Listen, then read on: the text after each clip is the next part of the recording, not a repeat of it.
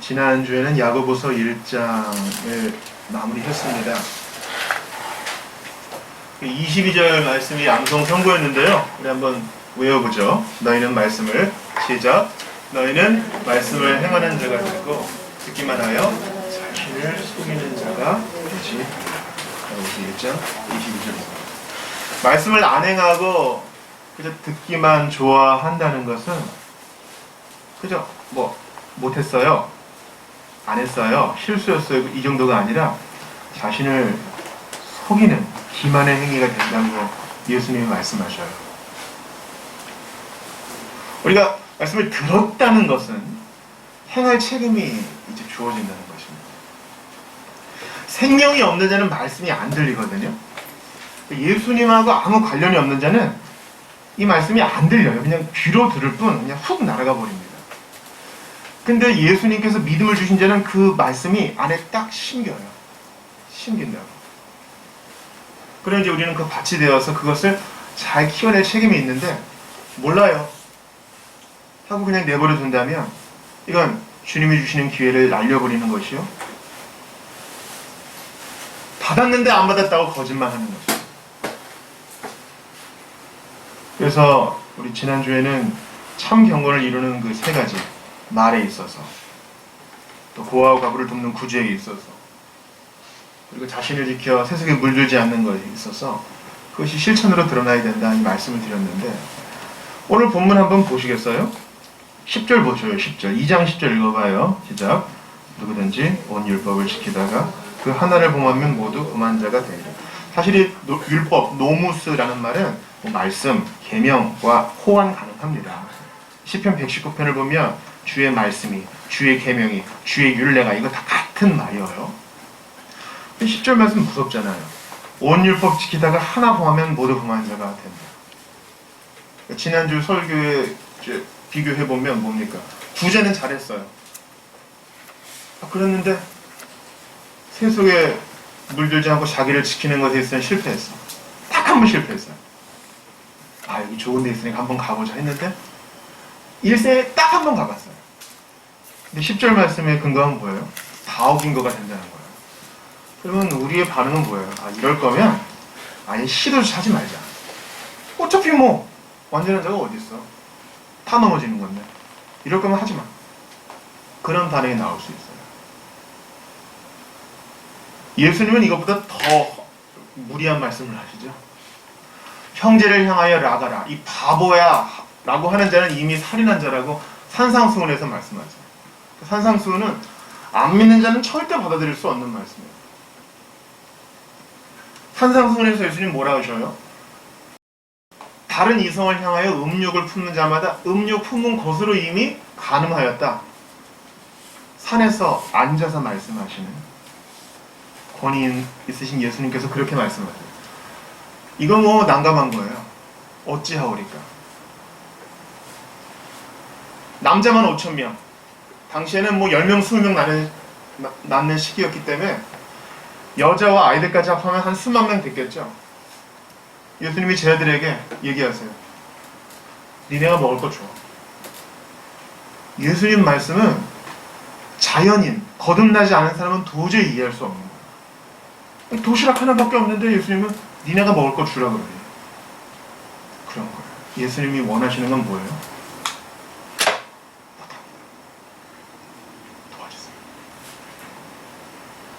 저 이만큼 했어요. 칭찬 스티커 주세요. 잘했죠?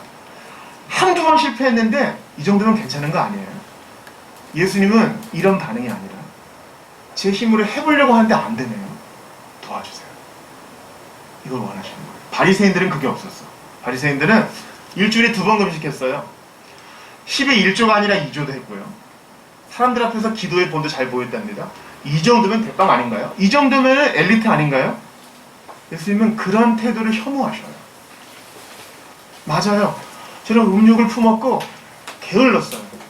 아닌 척 연기를 했지만 실제로는 그랬어요. 예수님 아시잖아요. 도와주세요. 자기의 부족함을 직시하고 도움을 청하는 행동을 통해 예수님은 영광을 받으시고 우리를 더욱 거룩하게 하십니다. 이 프로세스를 이해 못하면 기독교는 윤리종교가 되는 거예요. 여러분 지난주 말씀 야고보서 1장 23절 보셔요. 누구든지 말씀을 듣고 행하지 아니하면 그는 거울로 자기의 생긴 얼굴을 보는 사람과 같아서 실컷 보고 지나가는 거예요. 예수님이 원하시는 것은 매일 거울 보고 네 용모를 단장하듯이 매일 말씀 보고 예수님을 의지하여 넘어지고 자빠져도 계속 거룩의 길을 가라. 그걸 원하시는 겁니다. 25절 우리 암송성구로 하려고 해도 너무 길어서 뺀 거거든요. 같이 읽어봐요. 1장 25절 시작. 자유롭게 하는 온전한 율법을 들여다보고 있는 자는 듣고 잊어버리는 자가 아니요 실천하는 자니 이 사람은 그 행하는 일에 복을 받으리라. 자유롭게 하는 온전한 율법에 밑줄 치세요. 이게 복음이거든요. 자유롭게 하는 온전한 율법. 말씀은 우리를 얽매이는 게 아니라 자유를 줘요. 내가 실패했어. 아깝다. 조금만 더 하면 스티커를 받고 예수님께 칭찬을 드릴 수 있었는데 그게 아닙니다. 복음은 저 이 모양 이 꼴이에요. 근데 도와주겠다고 하셨으니 나왔습니다. 저는 어떻게 해주세요. 도와주세요. 실패했어요. 그럴 때 참 자유가 오는 겁니다. 그래서 예수님이 그러시잖아요. 진리가 너희를 자유케 하리라. 진리는 우리를 까발려요. 막 스포트라이트를 쏴가지고 모든 점과 흠을 다 보여줘.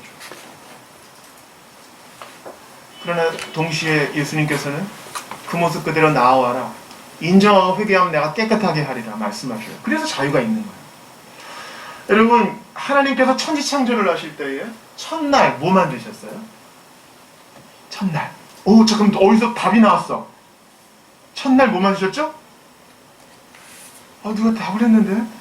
빛을 만드셨어. 빛을. 빛이 있으라. 우리 사람이 구원받는 것도 새로운 창조거든요. 보라 이전 것은 지나갔으니 이제 새 것이 되었도다. 죄인을 구원하시는 건 새로운 창조라 그러는데 새로운 창조의 첫날 주님은 빛을 비추셔요. 성령께서 빛을 비추셔. 내 안에 더러움을 보게 하시고 말씀에 빛을 비추셔서 이걸 이해하게 하셔요. 저렇게 더러워요. 도와주세요. 내일 거울을 20번을 다시 보셔요. 자유롭게 하는 온전한 율법을 들여다보고 있는 자. 이 들여다보자의 헬라어는요. 한번 흘끗 보는 게 아니라 매일 구풀려 보는 거예요. 매일 뭐가 있나 보는 거예요. 매일 성경 읽고 묵상하는 것은 바로 복음적인 삶입니다. 주님 제가 이래요. 근데 도와주세요. 도와준다 했으니 도와주세요. 이것이 바로 자유롭게 하는 율법을 들여다보는 자의 삶이요. 진짜 실천의 시작인 거예요. 진짜 실천의 시작은 뭐예요? 저 잘 못해요. 저 말에 있어서 어제도 딱 소리 질렀고요. 부재는커녕 저 나사고 싶은 거 너무 많아요. 솔직히.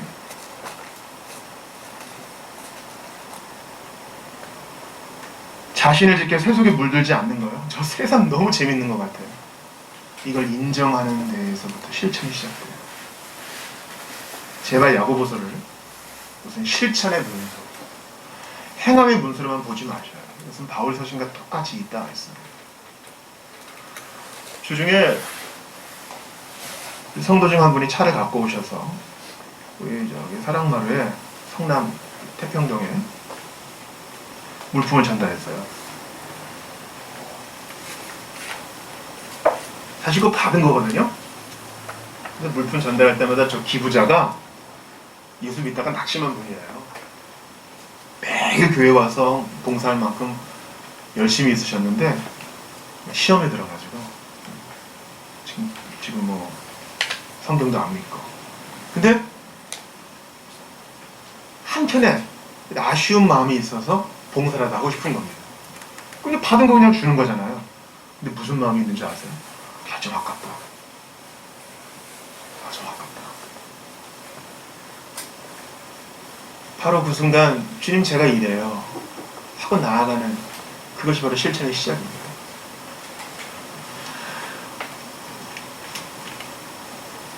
지난번에 한 번 잘 못 나눈 적이 있어요.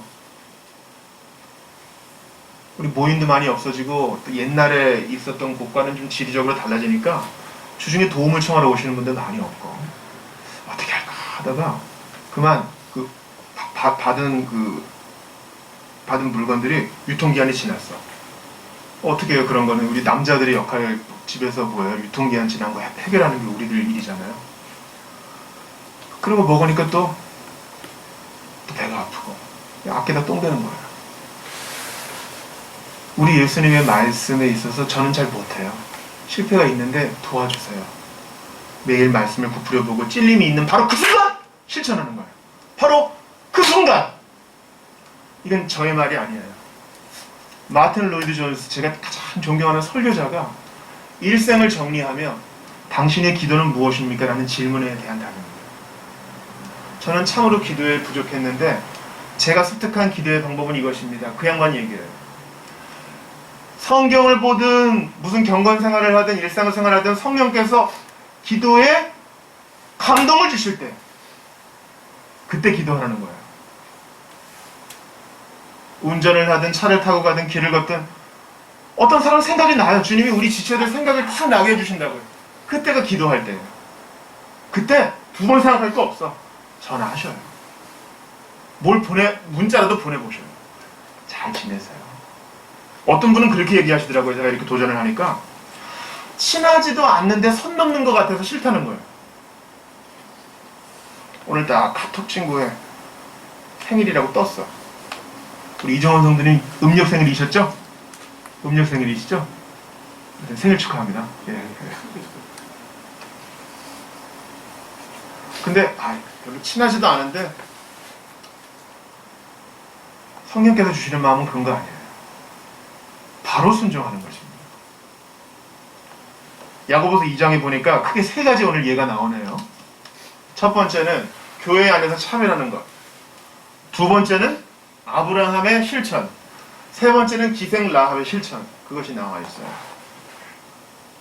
야고보가 예를 든 첫 번째 그 실천은 무엇입니까? 2절 한번 보셔요. 같이 읽읍시다. 시작. 만일 너희 회당에 금가락지를 끼고 아름다운 옷을 입은 사람이 들어오고 또 남는 옷을 입은 가난한 사람이 들어오고. 여기 회당이라고 있죠. 회당에 대해서 짧게 설명을 할게요.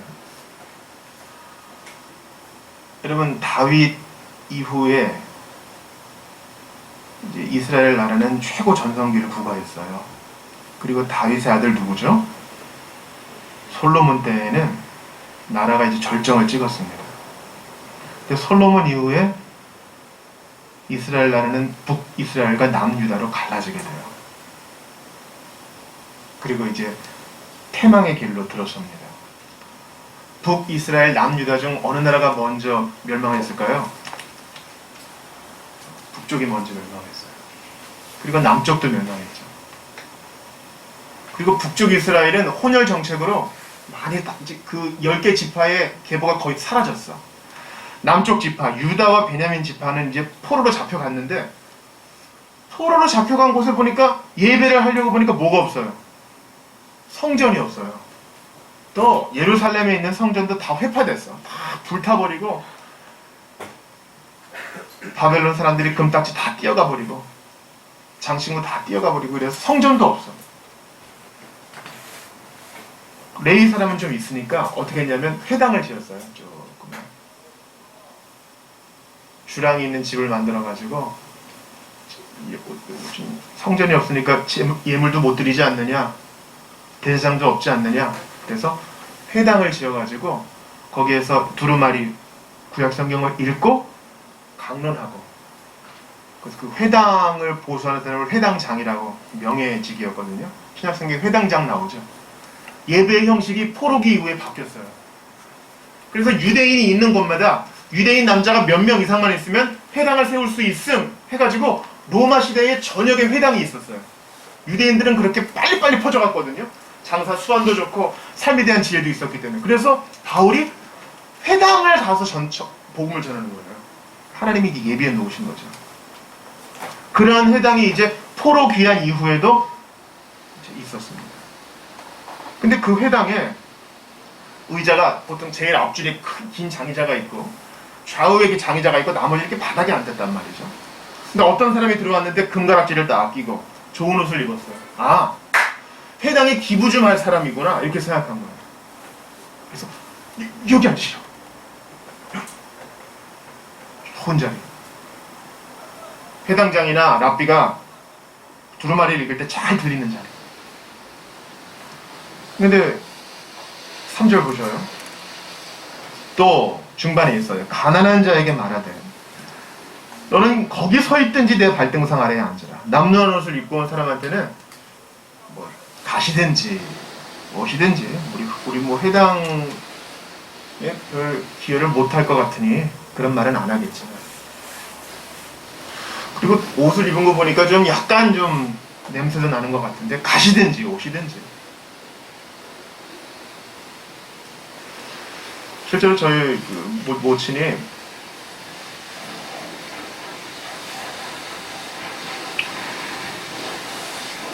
젊은 시절에 몸빼 바지를 입고 원주의 큰 교회를 한번 가봤다고 합니다. 근데 뭐 안내하는 분이 뭐 시큰둥했다는 거예요. 그래서 약간 마음에 좀 우라가 있어서 그 다음 주일은 좀 차려입고 가셨대요. 그랬더니 안내하는 태도가 확 달라졌다. 그런 말씀하시는 것을 여러 번 들은 적이 있어요. 저는 이 첫 번째 예를 보면서 내 자신을 생각해 봤습니다. 보는 걸로 판단 많이 하잖아요. 어떤 사람을 보면 헤어스타일 보고 옷 입은 거 보고 말하는 거 좀 보고 그리고 그냥 판단을 딱 해버리죠. 이 사람은 좋은 사람 아니면 가까이 하면 안 될 사람. 이 못된 생각이에요.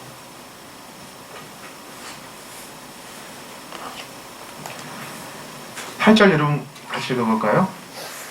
내 이웃을 내 몸과 같이 사랑하라. 레위기가 출애굽기에 나와 있는데 한번 같이 읽어봐요. 시작. 너희가 만일 성경에 기록된 대로 내 이웃 사랑하기를 내 몸과 같이 하라 하신 최고의 법을 지키면 잘하는 것이거든요. 여러분, 하나님을 사랑하는 게 최고의 법 아니에요? 내 이웃 사랑하는 게 왜 최고의 법이에요? 하나님을 사랑하는 자는 반드시 이웃을 사랑하게 되어 있기 때문에 이것은 하나로 두 개를 더 얘기하는 거죠. 하나님을 사랑한다 하면서 이웃을 안 사랑하는 그런 위선자 말고요. 이웃을 사랑하는 자는 반드시 하나님을 사랑하기에 그게 드러난다고 하는 거죠. 그래서 최고의 법이라고 하는 거예요. 그래서 9절 보니까 차별하지 말라 그러는데 이 못난 마음은 차별을 한다고요. 세상이 우리를 차별하니까 나도 하지 뭐. 은근슬쩍 하는 것이죠. 우리 안에도 남아있어요. 여러분, 지금 우리 식구들끼리 있으니까 제가 한번 도전을 합니다. 여러분, 뚜렛증후군이라고 아세요? 틱이라고 있어요. 틱. 가만히 있다가 이렇게 고개를 돌리거나 갑자기 소리를 지르거나 그런 사람이 오늘 방문자로 저기 딱 앉아있어. 교육자가 설교하는데 이러면서 두둑두둑 소리를 내고 이래요. 아, 불편하다. 갔으면 좋겠다. 이런 생각이 들 때 바로 저항하셔야 됩니다. 아니야! 하나님은 차별하지 말라 그랬어. 나도 차별 안 하셨잖아, 하나님이. 나 같은 거 그냥 웰컴해 주셨잖아. 그러니 저 사람에 대해서 부정적인 감정이 드는 거 있어서는 안 돼. 억눌러야 돼. 그런 마음이 드는 건 인정해야 되지만 그거 계속 키우면 안 돼요. 계속 양분 줘가지고 키우면 안 된다.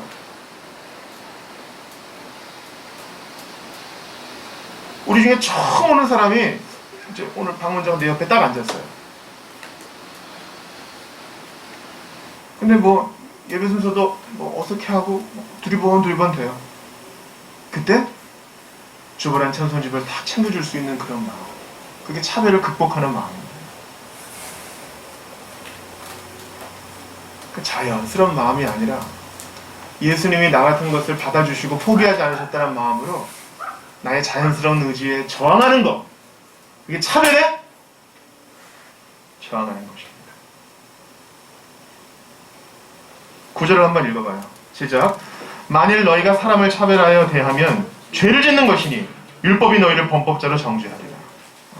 알고 있는데 안 하는 거잖아요. 알고 있는데도. 다음에 오세요. 부드럽게 얘기는 하지만 속에는 무슨 마음이 있어요? 이 사람 안 오면 좋겠다. 이게 망조죠, 망조.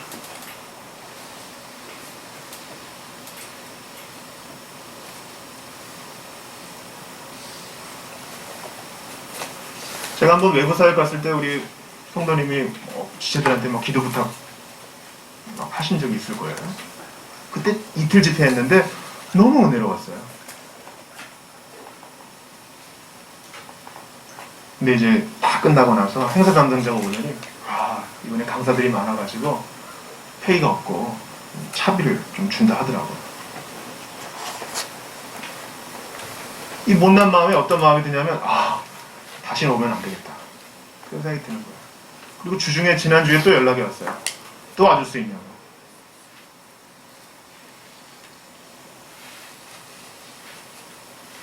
하나님이 기회를 주시면 바로 순종해야 되는데 생각하는 거예요. 야, 대우가 그랬으니 가면 안 되겠구나. 못난 마음이에요. 저희 아내가 다 깨줬어요. 기회 있을 때 가라. 할 수 있을 때 해라. 그 순간 회개를 했습니다. 차별에 대한 마음은요, 빛과 같은 속도로 우리에게 툭 튀어나옵니다. 마치 내 권리가 침해당했을 때 빽 소리 지르는 것처럼, 주님은 내 거기에 항거하라. 속아 넘어가지 말아라. 하나님이 너 같은 것을 받아주셨으니 너도 그렇게 하라. 구약성경에 계속 나오는 말이 있어요. 너네도 애굽에서 나그네가 되었고 애굽에서 종이 되어봤지. 그러니까 너희 동네에 사는 고아와 과부, 나그네, 외국인 차별하지 마라. 주님이 그러셨어요. 우리에게 똑같이 적용되죠. 하나님이 너를 오래 참아줬지, 너를 오래 기다려줬지, 너를 차별하지 않았지, 너는 좋은 가문도 아니고 좋은 도덕적 영향을 갖지 않았지만 주님이 너를 받아줬지. 너도 그렇게 해라. 그래서 과일나무의 실과를 다 따지 않고 추수할 때 좀 남겨두라. 그런 게 다 그러는 거예요. 두 번째, 얘는 무엇입니까? 오늘 본문의 21절을 같이 읽어봐요. 시작. 우리 조상 아브라함이 그 아들 이삭을 제단에 바칠 때에 행함으로 의롭다 하심을 받은 것이 아니냐. 여러분, 이거 바울 서신과 충돌되는 거 아니에요? 아브라함의 믿음이 행함으로 드러난 것일 뿐입니다. 아니, 큰 누가 아들 바치고 싶겠어요? 이쁜 새끼인데. 근데 히브리서를 보면 아브라함은 하나님이 이 이삭을 다시 살리실 줄을 믿고 묵묵히 순종해요. 이것만은 안 돼요. 하나님께 이렇게 항거하는 것이 아니라 왜 그러시는지는 모르지만 받아들이겠습니다. 순종할 때 아브라함이 복을 받잖아요. 우리 믿음의 시련도 마찬가지예요. 왜 저한테 이런 일이 있어요? 답을 안 줄걸요? 욥기를 다 읽어보세요. 43장까지 다 읽어봐요. 욥은 절대 알지 못했어. 왜 너한테 그런 일이 있는지 하나님은 욥에게 설명 안 해요. 단지 욥을 키워내실 뿐, 하나님이 어떤 분이신지 더 알게 하실 뿐. 아브라함은 이해 안 되지만 순종했어요. 하나님이 좋으신 분인 줄 아니까. 창세기 15장에 보면은요, 70대의 아브라함에게 주님이 약속을 주시고 믿음으로 의롭다 하셔요. 근데 아브라함이 후처를 들여서 기다리지를 못하고 이스마엘을 낳아버렸네. 그리고 10몇 년 동안 주님의 침묵이 이어져. 그 침묵 속에 아브라함은 이제 배워요. 이해 안 돼도 하나님의 뜻에 순종하는 게 복이구나. 아들을 낳았어요. 이젠 옛날과 달라. 이삭을 바쳐라.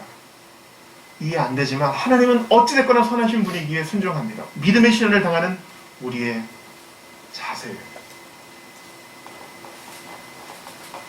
하나님, 오늘 누추하게 입은 사람, 이 사람 뭐 잘해주고, 이 사람한테 들어간 돈이 얼만데 이 사람은 우리 공동체에 얼마나 유익을 줄까요? 그런 생각이 드는 순간 망조예요. 교회는 세상의 효율성이 지배하는 것이 아닙니다. 많은 사람들이 궁금해해요. 자비 교회 지금 주보 8-몇이에요? 8-6. 8은 뭐예요? 8? 6은 이제 6번째 주일이고 8은 뭐예요? 8년 됐다는 얘기예요. 이 회중이 8년을 이렇게 버티는 것이 참 신기합니다. 사람들이 그러더군요. 교회는 회원들이 많이 모여서 부를 쌓아가지고 어떻게 운영하는 그런 기관이 아니라 하나님께 우리의 마음을 드리면 주님께서 쓸 것을 주셔서 그렇게 운영하는 곳이에요. 이해가 안 되지. 앞으로도 그럴 거예요. 시간이 없으니 세 번째 예로 갑니다.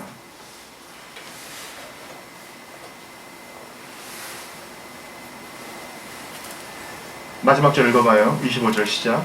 또 이와 같이 기승 라합이 사자들을 접대하여 다른 길로 나가게 할 때에 행함으로 의롭다 하심을 받은 것이 아닙니다. 찾아보지는 못하겠지만 주보 일면 보셔요. 이거 좀 흑백이라서 잘 감이 안 올 텐데 이거 뭐예요? 라합의 집에 걸어놓은 붉은 창. 라합이 정탐꾼들을 숨겨줬어요. 그리고 여기 없다 보호해줬어요. 나 너희 하나님 크신 줄 알아. 라합이 고백합니다. 자, 이제 내가 너희에게 선을 베풀었으니 너 우리에게 뭐 해줄 거냐. 정탐꾼들이 약속합니다. 붉은 천을 걸어놓으면 이 집에 있는 사람들은, 너를 비롯해서 이 집에 있는 사람 전체를 다 보호해줄게. 노아의 방주 안에 있는 사람들이 보호를 받은 것과 아브라함의 집 안에 있는 사람이 할례를 받고 보호를 받은 것과 그리스도 예수 안에 있는 사람이 보호를 받은 것처럼 이 붉은 천이 걸려있는 집 안에 있는 사람이 보호를 받습니다. 라합은 알고 있었어요. 아, 이스라엘의 하나님이 크셔가지고 애국군대를 다 수장시켰다더라. 이스라엘의 하나님이 참으로 전능하셔가지고 10가지 재앙으로 그들을 보내주게 하셨다더라. 이스라엘 하나님이 크셔가지고 그들에게 만나를 주고 매출하기를 주셨다더라. 이스라엘 하나님이 크셔가지고 그들이 요단강을 건너게 하셨다더라. 홍해가 갈라진 것도 대단한데 요단강도 갈라졌다더라. 그리고 마음이 녹아서 순종해요. 근데 자연스럽진 않아요. 큰일 났네. 여리고 정부에서 나와가지고 나를 신문할 텐데 나 걸리면 막 고문받고 이러는 거 아니야? 막 3대가 막 고생하고 이런 거 아니야? 라합은 거기에 지지 않고 자기가 들은 하나님의 크심에 의지하여 자기의 본성을 꺾고 그들을 보호합니다. 믿음의 행함이죠. 여러분, 믿음의 행함은 자연스럽게 그냥 내가 하고 싶은 대로 했더니 뭐 그렇게 됐더니 그런 거 아니에요. 우리 학생들이 있지만 여러분, 늘 공부하고 싶어요? 그런 사람 간혹 있을 테지만 거의 아니에요. 아니, 하나도 없다고 해야 옳아요. 늘 공부하고 싶어요? 유명한 얘기 있죠. 열심히 하는 걸로 안 돼요. 즐겨야 돼요. 그럼 제가 진실을 말해드릴까요? 늘 즐길 수는 없어요. 그렇게 안 됩니다. 의지를 꺾고, 주님이 우리에게 지성과 감성과 의지를 주셨잖아요. 의지를 꺾어 옳은 것에 순종하는 거예요. 내 마음 가는 대로 행동하는 게 아니라 Just do it. 당신의 심장이 뛰는 대로 하세요. 바로 그것을 할 때입니다. 물건 사는 얘기지 우리 인생의 지표는 아니란 말이에요. 여러분, 오늘 본문에 나온 아브라함과 라합은요, 마태복음에 나와요.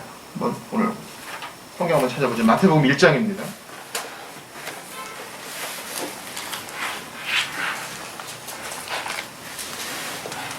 예수님의 족보를 다 인용하면서 먼저 이삭을 하나님께 드려 믿음으로 의롭 땅을 받고 행함으로 의롭 땅을 받은 아브라함이 나와요. 1장 1절 같이 읽습니다. 시작! 아브라함과 다윗의 자손 예수 그리스도의 계보라. 그리고 5절을 읽어요. 시작! 살몬은 라합에게서 보아스를 낳았고 보아스는 룻에게서 오벳을 낳았고 오벳은 이셈을 낳았고. 예. 예수님의 족보에 누가 들어가요? 라합! 믿음을 행함으로 드러낸 라합! 야고보서에서는 라합의 직업 뭐라 그래요? 직업? 기생. 이 기생에 대해서 학자들 간에 여러 논란이 있긴 하지만 그렇게 아무튼 덕스러운 직업은 아니었던 것 같아. 그러나 상관없어요. 믿음으로 순종하고 행함으로 자신의 믿음을 보이니까 주님이 메시아의 계보에 적혀있는데, 여러분, 메시아의 계보에 여자 별로 안 나와요? 뭐 다말 나오고 라합, 룻 나오고 나머지 다 남자라고 다. 근데 거기에 기생 라합이 반짝반짝 빛나요. 아브라함과는 완전히 좀 다른 부류 같지만 라합이 여기 있어. 왜요? 자신의 믿음을 행함으로 드러내 보여주었기 때문입니다.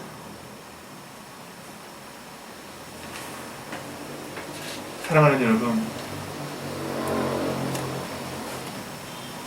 우리가 믿음의 시련을 당할 때에, 믿음의 도전 앞에 놓일 때에 주님 이건 못해요. 저 사람 사랑할 수 없어요. 그렇게 항거할 때가 있을 거예요. 그러나 해야 합니다. 저는 명절을 맞이해서 왜 주님이 야고보서 2장을 우리에게 주시나 그런 생각을 해요. 곰곰이 생각해봤어요. 의지를 들여서 믿음을 실천하라는 이 본문 말씀 왜 지금 주십니까? 명절 때 우리가 사람들을 만나든 안 만나든 유쾌하지 못한 상황이 있거든요. 그때 기회를 잘 활용하여 마음 가는 대로 행하지 말고 내가 믿는 대로 행하는 우리 모두가 되기를 바라셔서 주님이 이 말씀 주시면 안 할까요? 제가 요한복음에서 너무 사랑하는 말씀이었어요. 예수님이 이제 잡힐 때가 다 되시고 이제 어떻게 될지 아셔요. 누가 팔고 누가 배반하고 누가 도망갈지 다 아셔요. 근데 예수께서 자기의 사람들을 사랑할 때 끝까지 사랑하십니다. 예수님께서 자기 사람들을 사랑하실 때 끝까지 사랑하십니다. 자연스럽게 되는 거 아닙니다. 예수님도 의지를 들여서 그렇게 하신 거예요. 예수님이라고 상처 안 받았겠어요? 예수님이라고 배반감 안 들었겠냐고요? 예수님이라고 죽고 싶었겠어요? 예수님이 죽기 싫어서 겟세마네에서 기도한 거 아니겠어요? 이 잔을 내게서 벗어나게 해달라고 말이죠. 그러나 예수님은 의지를 꺾어 자신의 믿음을 하나님께서 보내신 그 사명을 실천하셨습니다. 그래서 제일 복을 많이 받으신 분이 되어서 그 복을 우리에게 나눠주셔요. 우리도 할 수 있습니다. 우리 스스로는 못하지만 예수님이 도와주시면 차별하지 않을 수 있고 내가 가장 이기는 이삭도 바칠 수 있고 죽을 것 같은 두려움이 있지만 라합처럼 순종할 수 있는 것입니다. 이거 우리 힘으로 못해요. 성령님이 도와주시면 능히 하고도 남음이 있을 줄을 믿습니다. 우리 좀 같이 기도합시다. 명절을 맞아서 주님이 이 말씀을 주셨어요. 믿음을 실천하라. 우리 믿음의 식구들끼리 있으면 행복하고 좋죠. 근데 이제 안 믿는 친척들, 나와 껄끄러운 사람들, 일상적이지 않은 삶을 대하면서 우리의 믿음이 위협을 받아요. 그때 주님이 말씀하십니다. 지금이 기회다. 너의 믿음을 보일 기회다. 사랑할 기회다. 의지를 쳐서 복종시켜 이삭을 드린 아브라함처럼 정탐꾼을 숨겨주어서 메시아의 족보에 기록된 라합처럼 너의 믿음을 보일 기회다. 이 기회를 활용하여 주께 영광을 돌리라. 주님 말씀하십니다. 십자가에 달려 돌아가신 예수께서도 의지를 꺾고 자기의 사람들을 사랑하실 때 끝까지 사랑하시고 의지를 꺾고 자기 하고 싶은 대로가 아니라 하나님 아버지의 뜻을 받으셨으니 저희도 그 길을 가게 해달라고 우리 주신 말씀 붙들고 좀 같이 기도하겠습니다. 하나님 아버지, 오늘 이전 말씀을 하겠습니다.